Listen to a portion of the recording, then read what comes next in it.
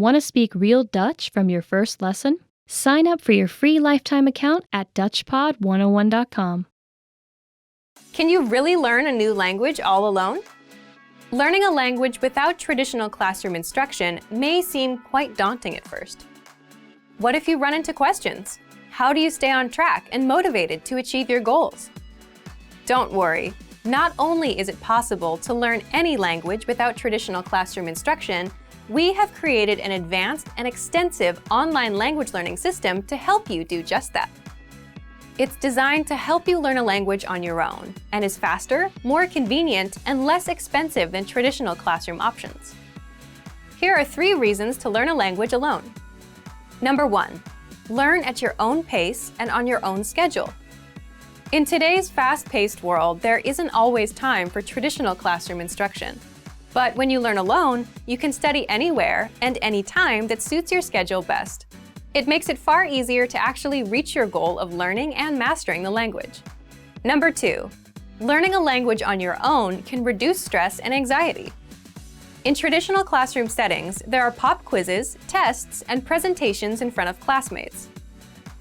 While it's valuable to learn public speaking skills and to be able to perform under pressure, for some people, these classroom pressures are a big hurdle for their language learning dreams. Learning alone, however, removes these stressors. Learning outside of a traditional classroom setting can help reduce some of the stress you may feel, and you can work towards your goals all on your own. Number 3, learning alone can help improve cognitive function.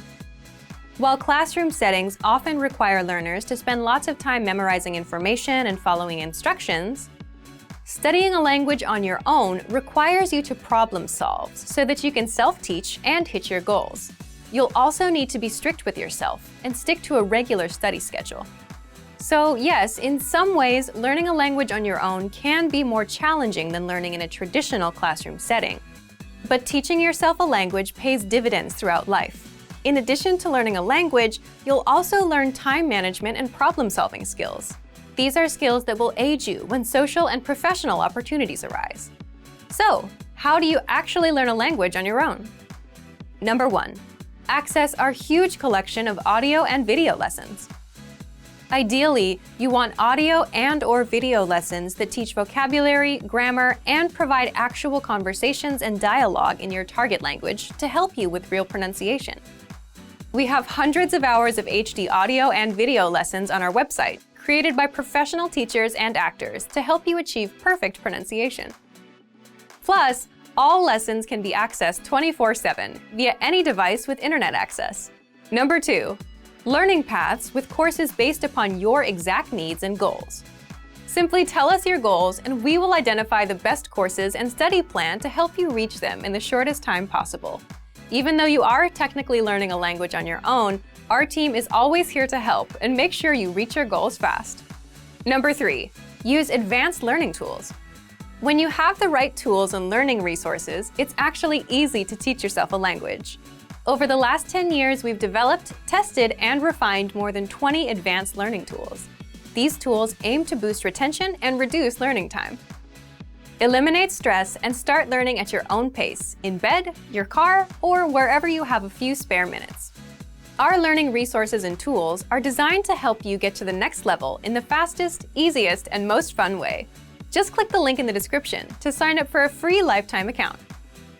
So if you want to learn language anytime, anywhere, sign up for a free lifetime account by clicking the link in the description. Sign up takes less than 30 seconds.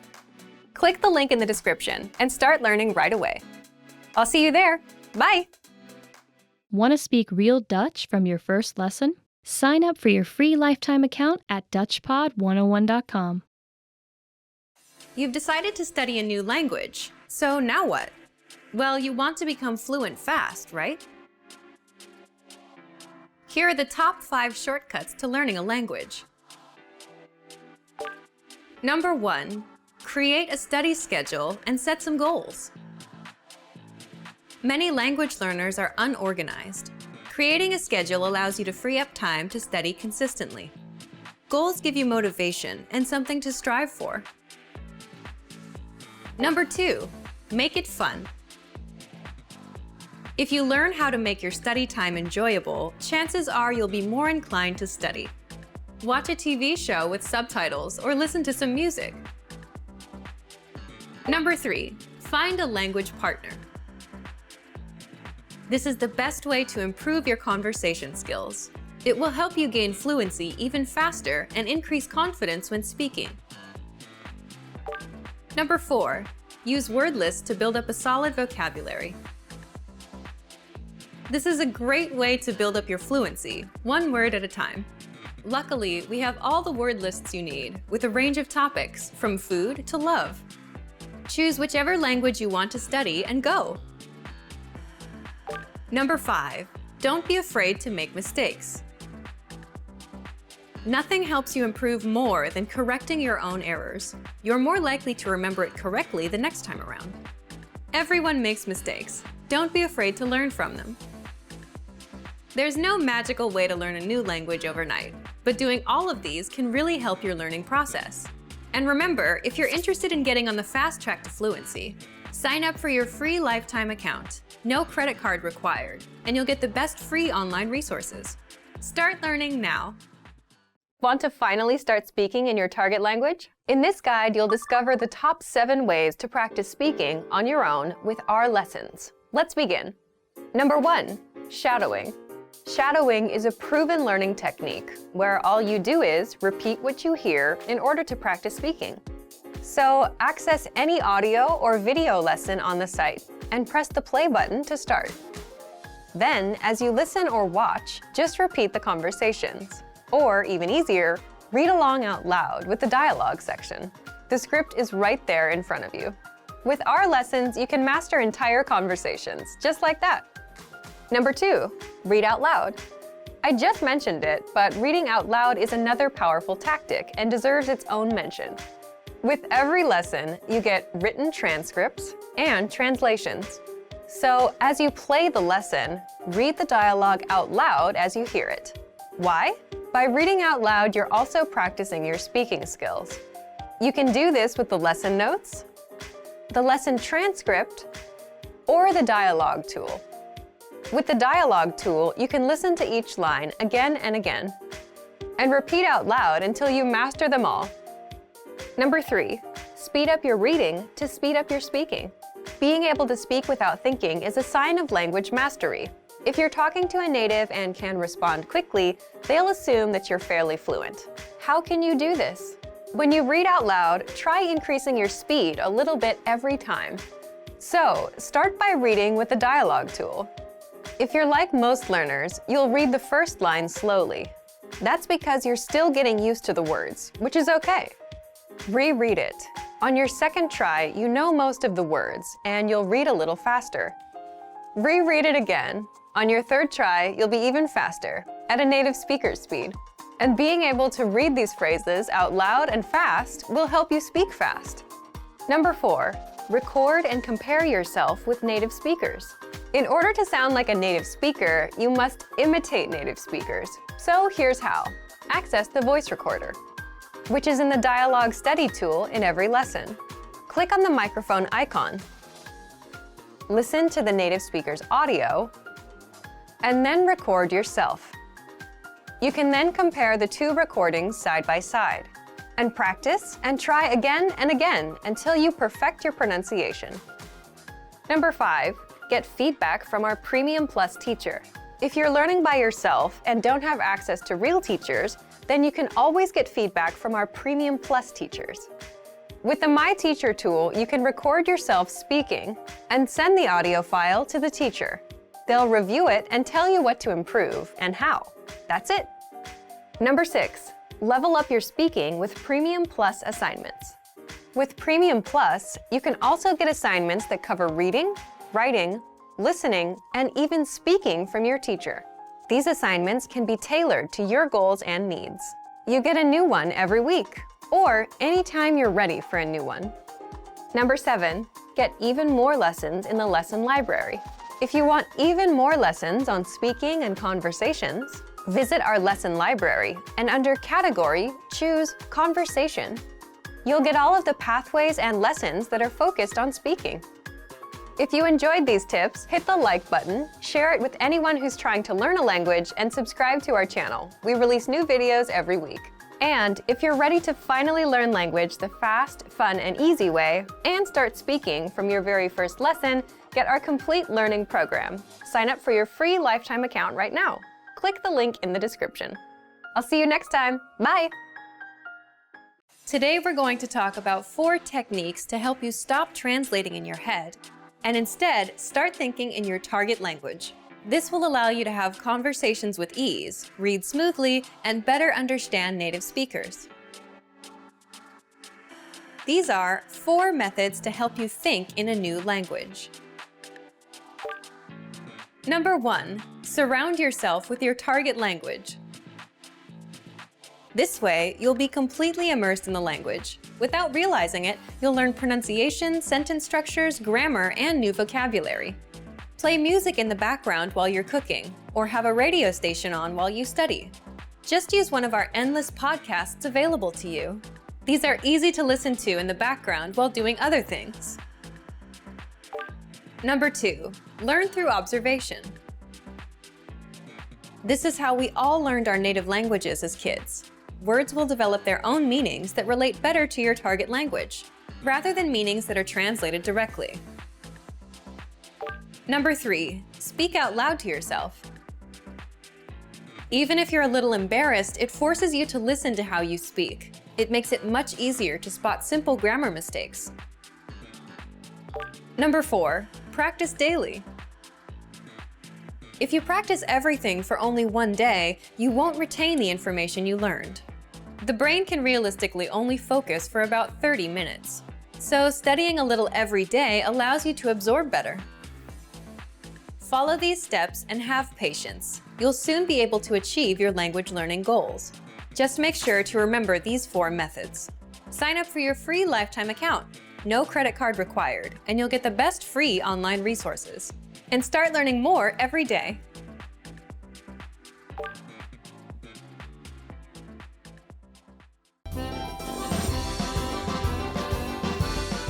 Hallo allemaal, ik ben Gabriella. Hi everybody, I'm Gabriella. Welcome to DutchPod101.com's Nederlands in 3 minuten. The fastest, easiest and most fun way to learn Dutch. In the last lesson, we learned how to use the verb komen. We will now jump into our lessons dedicated to question words in Dutch. The first is one of the most commonly used question words, and it is what. You'll see that in Dutch, it's actually very similar to English, wat. So, imagine you want to ask your friend, what are you doing? How will you do it? You will ask, wat ben je aan het doen? Wat ben je aan het doen? So let's break down this question. Wat is what in Dutch. Ben je means are you. Ben is a conjugation of the verb zijn, to be. Aan het can be literally translated as on it in English. This might puzzle you a little, but aan het is a crucial part of this Dutch expression. Finally, doen is the verb to do. So altogether it is, wat ben je aan het doen? What are you doing? As you may have noticed, we already learned a similar question a few lessons ago, but it was slightly different. Wat ga je doen? Which means, what are you going to do? In fact, there are several other ways to pose the same question, but the most important thing is that all of them start with wat. The rule is simple. In Dutch, wat will always be the first word in the sentence when asking a what question. If you want to ask someone's name, you could ask, hoe heet jij? Which literally means, how are you called? But you could also say, wat is jouw naam? Wat is jouw naam? Here, wat is the first word, followed by is, which is the same as the English is. And finally comes jouw naam, which means your name. Asking what is this, or what is that, is as easy as in English. Just say, wat is dit? Or, wat is dat? Wat is dit? Wat is dat?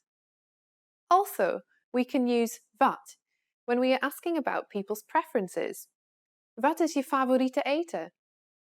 Wat is je favoriete eten? It means, what is your favorite food? I bet you already know the answer to this. You can use the phrase that we've already learned before. Ik hou van. I like. Now it's time for Gabriella's insights. On its own, wat is a heavily used expression in Dutch. Wat, like the English equivalent what, is used when you're really surprised. But you can also use it when you didn't understand what somebody just said. Wat? Be careful though. Wat is informal language, so you cannot use it by itself in formal situations. It's an incredibly practical expression to have though when you're around Dutch people. Before ending this lesson, let's look at one more use for wat, a question you will likely hear quite often in the Netherlands. What do you want? Wat wil je hebben? Wat wil je hebben? You will undoubtedly hear it when people are serving you food in restaurants, cafes, and so on. So remember it in case someone asks. In this lesson, we learned the Dutch word for what. It's a simple word, yet its usage is wide, and you might have a hard time remembering all the different questions you can ask. But don't worry, you just need practice. In the next lesson, we'll talk about the question word where. Do you know it already? I can promise it's just as easy as what. I'll be waiting for you in the next Nederlands in 3 minuten lesson. Tot ziens! Hallo allemaal! Ik heet Gabriella. Hi everybody, I'm Gabriella. Welcome to DutchPod101.com's Nederlands in 3 minuten, the fastest, easiest and most fun way to learn Dutch. In the last lesson, we learned how to ask what questions in Dutch. This time, we are going to ask where questions. Imagine you want to ask where your friend is now. You will ask him, waar ben je? This is the exact translation of where are you? Waar ben je? So, let's break this question down. First we had waar, which is the translation of where in Dutch. Then comes ben, which is are, the present tense form of the verb zijn, which we've already studied. Finally, je, which is the word for you.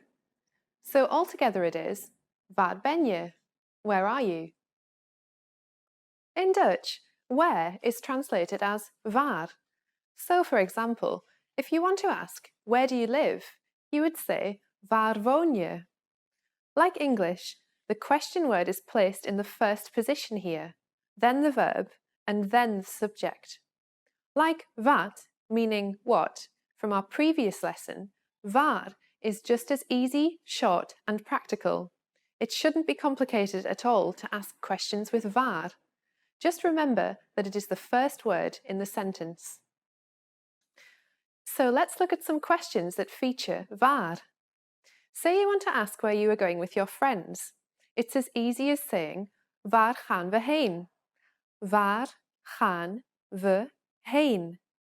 You might remember gaan from one of our previous lessons. You can also ask where someone is from by saying, waar kom je vandaan? Waar kom je vandaan? Which means, where do you come from? Before ending this lesson, let's look at one more usage for waar. Say you were lost somewhere in the Netherlands and you want to know where the train is.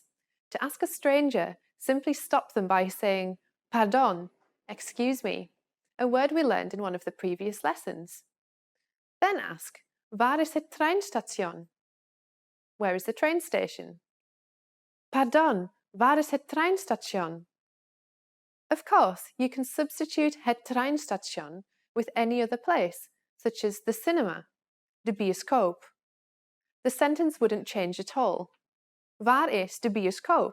And it's as simple as that. Now it's time for Gabriella's insights. When Dutch people have forgotten where they left something, they tend to ask themselves where they left it. Say your friend forgot where she left her keys. She would say, waar heb ik mijn sleutels gelaten? Where did I leave my keys? It's funny to hear them mumbling to themselves, but the sentence itself can also be turned into a practical question. If you switch the pronoun, you can ask others where they left something. Say you want to know where your friend left a book. Just ask, waar heb je het boek gelaten? Where did you leave the book? Waar heb je het boek gelaten? In this lesson, we learned how to correctly use the Dutch word for where, waar, and also its different variations. Now you can avoid getting lost. In the next lesson, we'll learn more about asking questions, this time using wanneer in Dutch. I'll be waiting for you in the next Nederlands in 3 minuten lesson. Tot ziens! Hallo allemaal, ik heet Gabriella. Hi everybody, I'm Gabriella. Welcome to DutchPod101.com's Nederlands in 3 minuten, the fastest, easiest and most fun way to learn Dutch. In the last lesson, we learned how to ask where questions in Dutch. This time, we are going to ask when questions. Let's go. Imagine you want to ask when your roommate is coming back home. You will ask, wanneer kom je terug? When will you come back? Wanneer kom je terug? So let's break down this question. First we had wanneer, which is the basic translation of when in Dutch. Komen is the verb to come. Kom is in the present tense, as you might remember. Then je, which is the word for you. And finally terug, which is back. So altogether it is, wanneer kom je terug? When will you come back? So in Dutch, when is translated as the word wanneer. For example, if you want to ask, when were you born? It would be, wanneer ben je geboren? As in English, the question word is placed in the first position, then the verb, and then the subject. So let's have a look at another example. How can you say, when did you arrive? It is exactly the same pattern. Wanneer ben je aangekomen? First we have wanneer, which is when. The second word is ben, which is a conjugation of the verb zijn, to be. Used with the final verb aangekomen, which means arrived. This is the construction for a completed past tense action. Then we have je, you. If you want to ask a question about duration, such as since when have you been a teacher, you will have to say, sinds wanneer ben jij leraar? Here too, it's exactly the same as in English, because since is since. So, sinds wanneer means since when. Let's say you want to meet a friend. How would you ask, when shall we meet in Dutch? It's easy because you can translate it directly. It becomes, wanneer zullen we afspreken? Here we use the verb zullen, which means shall. So you can use it when you want to talk about the future. Then we have we, which is we in Dutch. And finally, afspreken, which is the infinitive form of the verb afspreken, which means to meet. But of course, there are also other ways to ask about time. You can even be more specific by asking about the year, the date, or the hour. For example, you can ask, when did you start working this month? Which will be, wanneer ben je deze maand begonnen met werken? Or, when did you travel last year?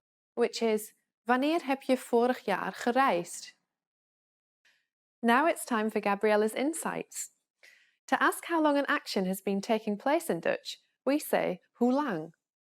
It sounds a lot like how long in English. For example, hoe lang heb je gewacht? Which is, how long have you been waiting? In this lesson, we learned how to use the Dutch word for when, wanneer, and also a bit about hoe lang.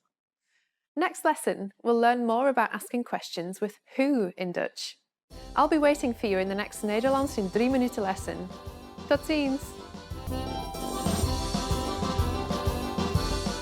Hallo allemaal, ik heet Gabriella. Hi everybody, I'm Gabriella. Welcome to DutchPod101.com's Nederlands in 3 minuten, the fastest, easiest and most fun way to learn Dutch. In the last lesson, we learned how to ask when questions in Dutch. This time, we are going to ask who questions. Imagine you want to ask your friend who the girl sitting behind him is.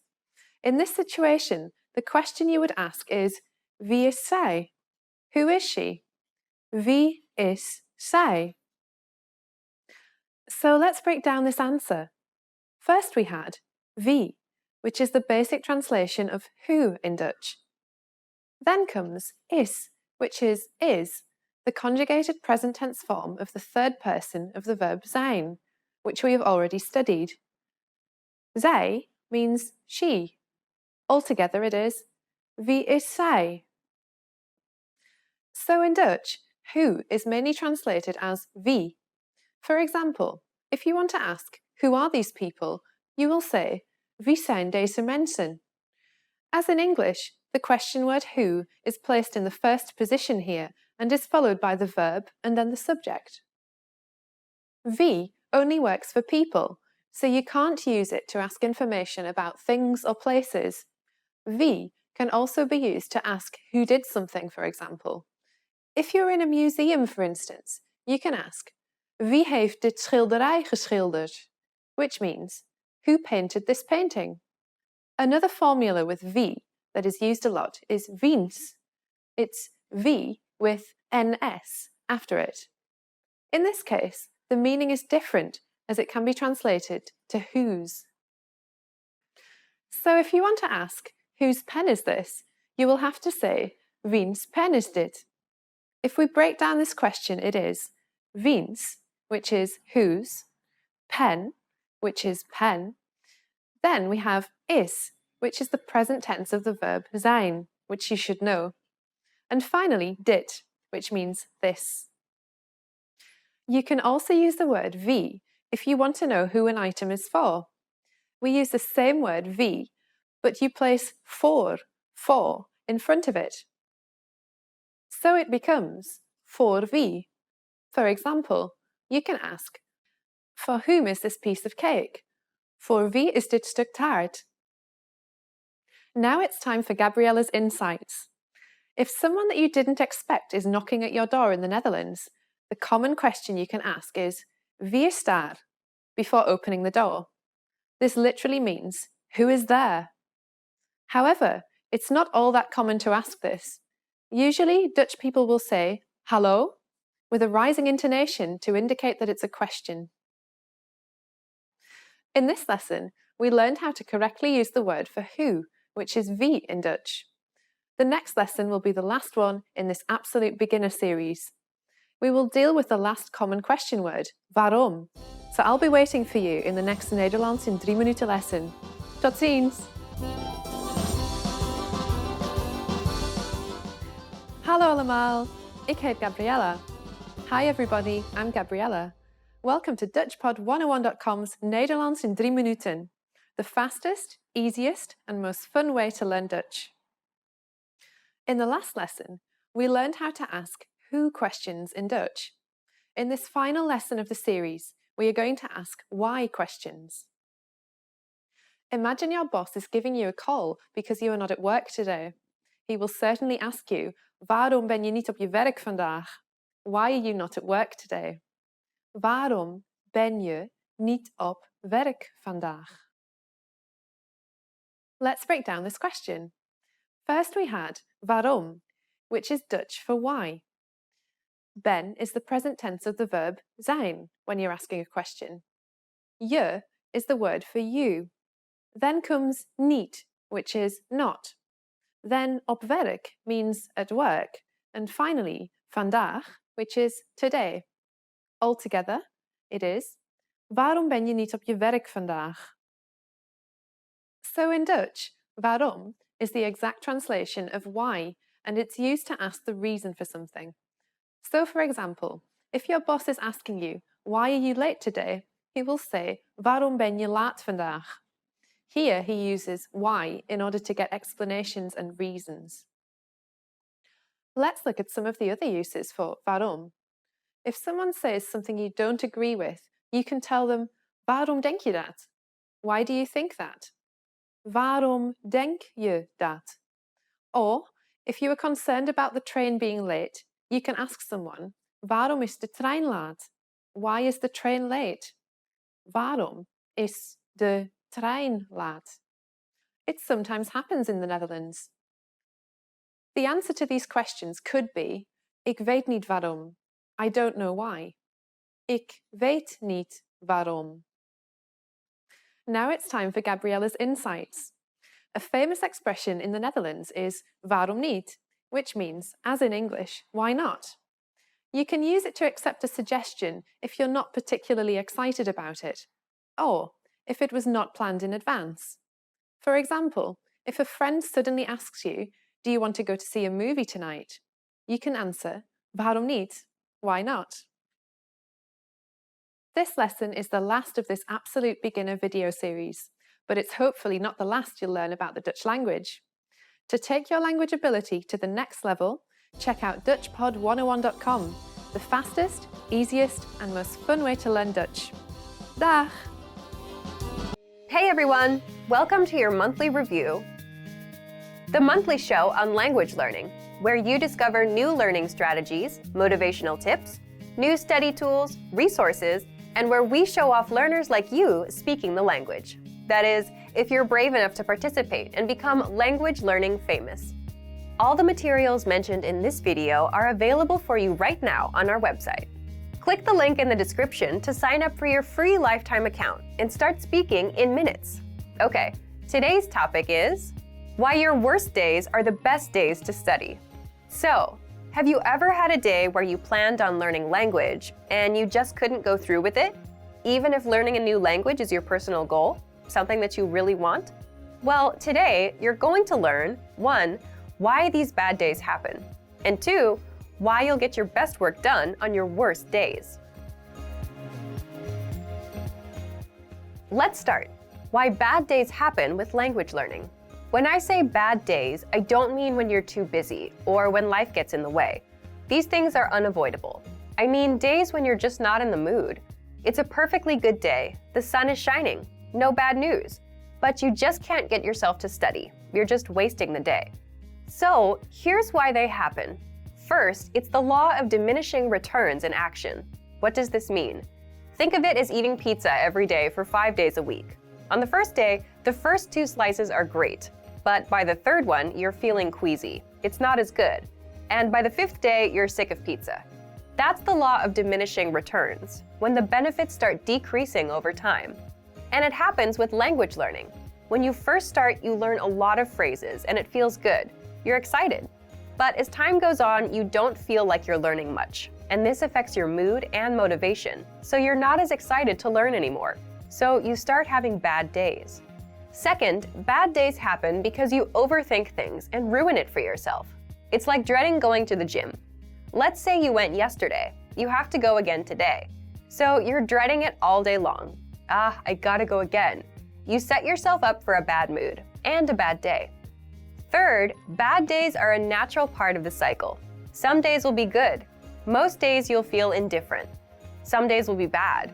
But that's completely natural, and anyone with long-term projects and goals feels the same. And fourth, you can't be on 100% of the time.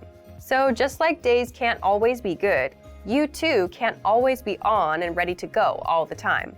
Again, just a realistic and expected part of the journey.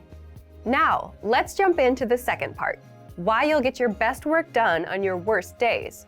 So, why will you get your best work done? First, it's not that bad once you start. Once you've spent 10 or 15 minutes learning a language, it's not so bad.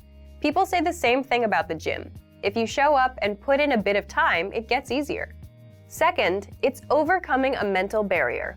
What I mean is, when most of us have bad days, our brain automatically says, okay, can't be done today, stop, we're done. But if you just work through it, you don't take these bad days so seriously anymore.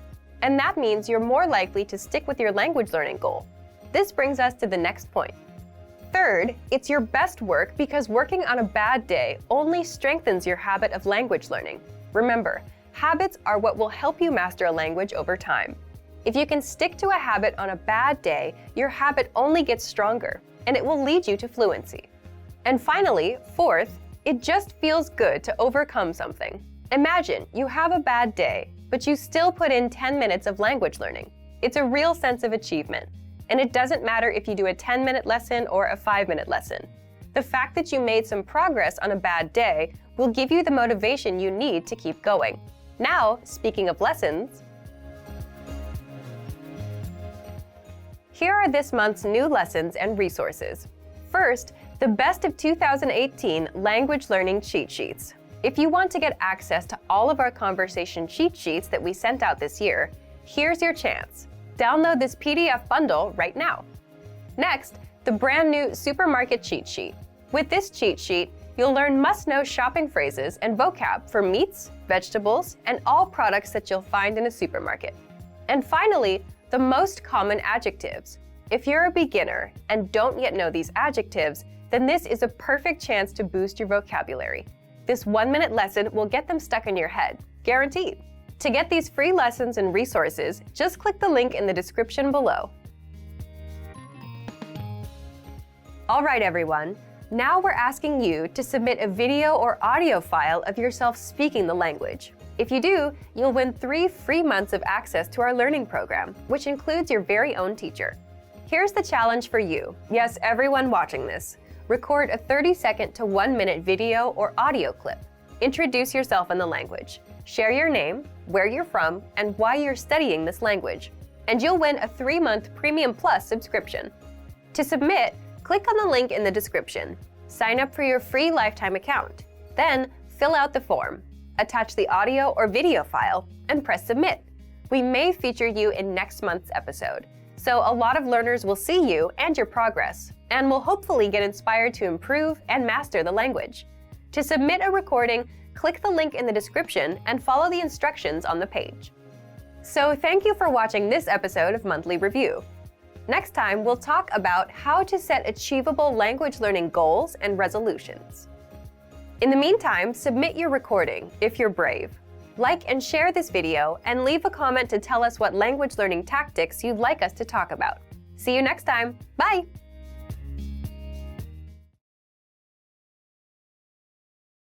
You probably already have language learning goals, but the real key to success is to make the right goals. In this video, I'll show you how, with 5 tips to stop wasting your time and start learning. Hi everyone, Alicia here. In this video, I'll teach you 5 tips to stop procrastinating and keep your motivation for learning a new language. Some of these are study methods, and some will be general ways that you can keep your study motivation up. While these tips are for studying a language, some of them are good for other things in your life too, such as new challenges or other types of goals. But before we start, don't forget to click the link in the description to get your bundle of PDF cheat sheets, including survival phrases, romantic lines, learning tips, absolutely free. Now, you probably already have some goals you're trying to achieve when it comes to your language learning progress. While achieving these goals is important, making sure you make the right goals is the real key to success. The very first tip is to set SMART goals. SMART is an acronym, meaning each letter in the word stands for another word. The earliest known reference to SMART goals was in an article written by George T. Doran for a 1981 issue of the Management Review Academic Journal. The acronym varies depending on its use, but each letter generally stands for some criterion that helps with effective goal setting. For our purposes, let's define SMART goals as follows. The S stands for specific. Your goals should target a specific area for improvement. Our natural tendency is to have a goal that's very general. If your goal isn't specific enough, you'll lack the focus and proper direction you need to achieve your goals. So S is for specific. M stands for measurable. Your goals should be quantifiable. They should be able to indicate progress in some way. You have to be able to track your progress, otherwise you won't know if you're getting any closer to your goal. As you see yourself getting closer and closer to your goal, your motivation will go up. So your goals need to be measurable. A stands for achievable. Your goals have to be achievable. Many people want to become fluent in their target language immediately. However, this goal is unrealistic. Your goals have to be achievable. If your goal is too challenging for your current level, it will only demotivate you when you aren't where you think you should be. Instead, think about what results can realistically be achieved given your level, your resources, and any constraints, such as time. So make sure that your goal is actually achievable. R stands for relevant. Your goals may be specific, they may be measurable, and they may be achievable, but are they actually relevant to what you want to achieve? Don't just do a lot of things. If you're focused on improving your speaking skills in your target language, make sure that you spend your time having conversations with others. Make sure you're doing the right things so that your efforts actually bring you closer to your goal instead of just giving you more work. T stands for timely. You need to set a deadline for your goals. If you don't specify when you plan to achieve the result you've set for yourself, it's very easy to put off the task. You can delay it until tomorrow, the next week, or the next month, and at this rate, you'll never get things done. So your goal must have an end date. So remember, tip number 1 is to set SMART goals: specific, measurable, achievable, relevant, and timely. So, for example, a goal you could make is registering for a challenging test, a test that's a little bit beyond your current level. I hate failing, so if I register for a challenging test, I'm motivated to study because I don't want to fail. This is a good example of a SMART goal because tests are specific. There are tons of different tests focused on speaking, grammar, and comprehension. Pick a test that can measure the specific area in which you'd like to grow. Measurable. Tests are measurable. Every test measures your performance to some degree. Whether it's a total count of right and wrong answers or a simple pass or fail, every test measures your performance. Tests are achievable. There's an important detail to remember here, though. Find a test that is achievable for you. If you're a beginner, then the most advanced test is probably not right for you. Find one that's meant for beginners. Then, after that one, work your way up to more advanced tests in the future. Tests are relevant. Most, if not all, language tests are designed to ensure that you're capable of performing to a set standard in your target language. Lower-level tests are designed to ensure that you can handle the most essential aspects of your target language. But there are tests for all levels, including higher education entry exams that could be difficult, even for native speakers. Pick the one that's right for you. And finally, tests are timely. If your test is completed in a physical location, then this one is obvious. You have to be at that spot at the set time, ready to take the test. There's no wiggle room. But even online tests will most likely have a deadline for you to complete them. The second tip to help you stop procrastinating and to keep your motivation up is to create a diary or social media account that you can update every day. This may seem simple or even unrelated to language learning, but by creating a diary in your target language, you have the chance to actually create in the language itself. Creating a diary is also a great way to practice writing in your target language. Another method is to create a social media account, which gives you the chance to connect with other people who are working toward the same goals as you. Maybe they can even give you feedback on your writing. If you're following people online who regularly share good resources, those can be really helpful for you too. It lets you find new tools that can encourage and motivate you, especially if they relate to some of your other interests, such as music or books in other languages. This is a really good way to take a few minutes every day to work towards your goal, without it even seeming like work. The third tip is to focus on understanding a specific TV show or movie. Try to watch a movie in your target language without any subtitles, or try to understand your favorite TV show that's in your target language. If you don't already have a goal like this, it can be a fun way to practice. If your friends often talk about a particular TV show, it could be a good way to study, and a fun way to keep your motivation up together. Plus, TV shows and movies often use the language in a way that's vastly different from the conversations provided in traditional textbooks, so you often get to hear different vocabulary choices. It's a very powerful way to learn a language and end up sounding more like a native speaker. Tip number 4 is to enroll in a regular language course. Register for something you have to go to or you have to participate in regularly, meaning every week or 2 times a week or maybe even every day. The point of this is it's something that gives you a pattern to follow. Forming a study habit will help you progress very quickly. It will make it easier for you to achieve your language learning goals. Once you form the habit, you won't even have to think about starting each time. It'll just be natural. Have something that you must take responsibility for. You'll be more motivated to continue if there are others, especially classmates or a teacher, watching you progress. Look for resources inside your community, and if there are no opportunities there, look for things digitally. You can find many of our videos on YouTube, on Facebook, and of course, our entire video and audio lesson library on our website. The lessons on our website also come with assignment courses, so you can test your knowledge. The last tip is to make your goal public. Share your goal. Tell people about your goal. For example, if you want to give a business presentation in your target language this year, then tell your colleagues or your boss about it. Some people may find what you're doing interesting, and they can support you. This kind of pressure can help push people forward who have trouble motivating themselves alone. By telling others about your goal, you'll feel more accountable. Because you told somebody that you were planning on doing something, there's an underlying sense of guilt if you don't accomplish the task. You may feel that you have failed your peers in some way, even if there's no direct pressure from them. Using this technique, you can push yourself into moving forward toward your goal, especially at times when you feel the least motivated. And that brings us to the end of our 5 tips to stop wasting time and start learning a language. We've talked a lot about how to set goals for yourself and think about new challenges. First, I told you about creating SMART goals. Remember, SMART goals are specific, measurable, achievable, relevant, and timely. Registering for a test is a great example of a SMART goal.